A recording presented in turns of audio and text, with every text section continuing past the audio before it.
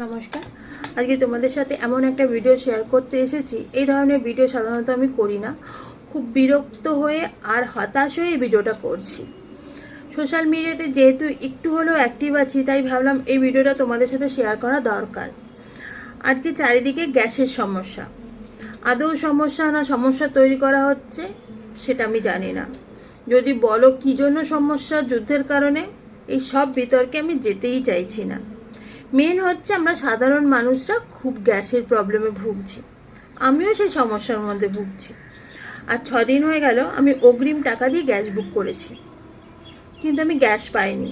Phone করতে জানা গেল যে আমার বিল পাস হয়নি। কেন এই বিল পাস হয়নি জানার জন্য গ্যাসের অফিসে গেলাম। সেখানে যেতে কি হলো জানো? এই গ্যাসের পাইপটা আমাকে ধরিয়ে দিল। এটা আমাকে কিনতেই হবে, আমার রিকোয়ারমেন্ট নেই, তাও কিনতে হবে, নাহলে আমার বিল পাস হবে না, আমার বাড়িতে গ্যাসও যাবে না।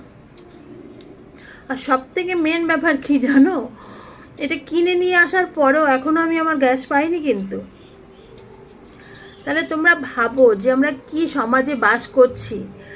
মানুষ, সাধারণ মানুষের কীরকম সুযোগ নিচ্ছে, অসুবিধার সুযোগ।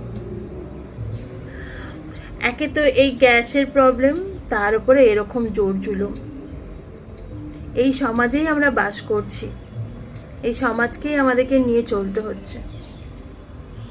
খুবই বিরক্ত লাগে নিজেকে যে বলতে যে এই সমাজের একজন নাগরিক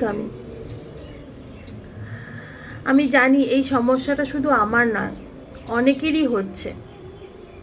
অনেকেই এই সমস্যার মধ্যে দিয়ে যাচ্ছে। তোমরা কি বলবো, আমার কিছু বলার নেই।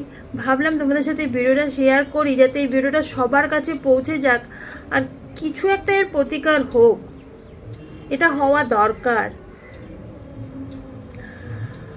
হ্যাঁ, এইটুকুই বলার জন্য আমি এসেছি। আমার সত্যি কিচ্ছু বলার নেই, আমার মুখের ভাষা নেই। যে একে তো আমরা এরকম সমস্যার মধ্যে চলছি, তার মধ্যে মানুষ কিভাবে সুযোগের সদ্ব্যবহার করে নিজের আখের গোছাচ্ছে। সত্যি কিছু বলার নেই।